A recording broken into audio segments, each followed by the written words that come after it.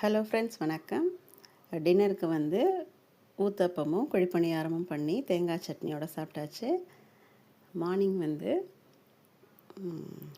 எண்ணெய் கத்திரிக்காய் குழம்பு, வாழைப்பூ பருப்பு உசிலி, அதோட ரசம். இதுதான் இன்றைய லஞ்சு.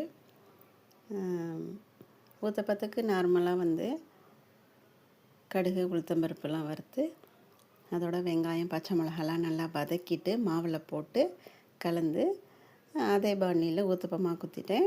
அதோட பிள்ளைக கேட்டாங்கன்னு சொல்லிவிட்டு அதையே குழிப்பணியாரமாக விட்டு கொடுத்தாச்சு. ஸோ நம்மளோட டின்னர் வந்து நல்ல டேஸ்ட்டாக அமைஞ்சு போச்சு.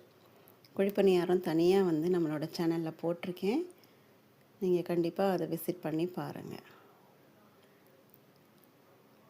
இதுலேயே கேரட் போட்டுக்கலாம், விருப்பம் இருந்தால் பீட்ரூட் கூட போட்டுக்கலாம். கொத்தமல்லி கருவேப்பிலையெல்லாம் போட்டுட்டிங்கன்னா சில அட்டகாசமாக இருக்கும். குழிப்பணியாரம் அப்படின்றது சின்ன பசங்க ரொம்ப விரும்பி சாப்பிடுவாங்கன்றதுக்காக அந்த மாதிரியும் விட்டு கொடுத்தாச்சு. ஸோ நம்மளோட டின்னர் டேஸ்ட்டாக முடிஞ்சிச்சு. அடுத்து பார்த்திங்கன்னு சொன்னால் இந்த கிளிப்பிங் என்ன அப்படின்னு பார்த்தீங்கன்னா, இது வந்து எண்ணெய் கத்திரிக்காய் பண்ணுறதுக்காக தாளிச்சிட்ருக்கேன். கடுகு, சீரகம், வெந்தயம் இதெல்லாம் அரை ஸ்பூன் போட்டுக்கோங்க. உளுத்தம்பருப்பு 1 ஸ்பூனும், துவரம்பருப்பு ஒரு 2 ஸ்பூனும் போட்டு நல்லா வறுத்துக்கோங்க. அதோடைய பெருங்காயம், கருவேப்பிலையெல்லாம் வறுத்துக்கோங்க.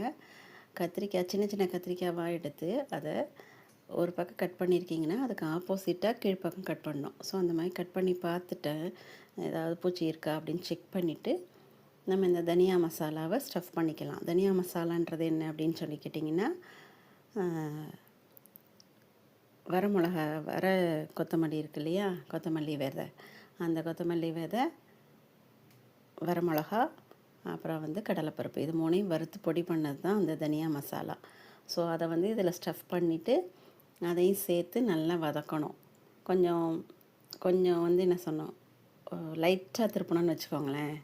அந்த கத்திரிக்காய் வந்து நல்லா எல்லா பக்கமும் எண்ணெய் படுற மாதிரி, இன்னும் கொஞ்சம் வேணும்னா கூட எண்ணெய் விட்டுக்கலாம் நீங்கள். அந்த மாதிரி போட்டு பெரட்டிட்டு கொஞ்சம் எக்ஸ்ட்ரா பொடியெலாம் உதிர்ந்ததெல்லாம் இருக்கும், அந்த எல்லா பொடியுமே போட்டுடலாம்.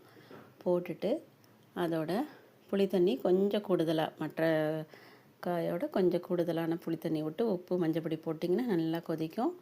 கொதித்தா நல்லா திக்காயிடும். சூப்பராக இருக்கும் இந்த எண்ணெய் கத்திரிக்காய் குழம்பு. இது போல் செஞ்சு பாருங்கள் நீங்கள்.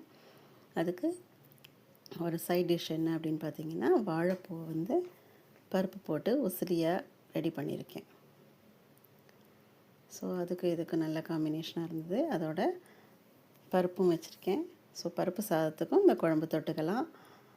குழம்பு சாதத்துக்கு வந்து இந்த வாழைப்பூ கறி தொட்டுக்கலாம். அதோட ரசம். அதுதான் இன்றைய லஞ்சு. இந்த மாதிரியான டிஃப்ரெண்ட்டான காம்பினேஷன்ஸ் நம்மளோட சேனல் நிறையா இருக்குது. பார்க்குறவங்க பாருங்கள்.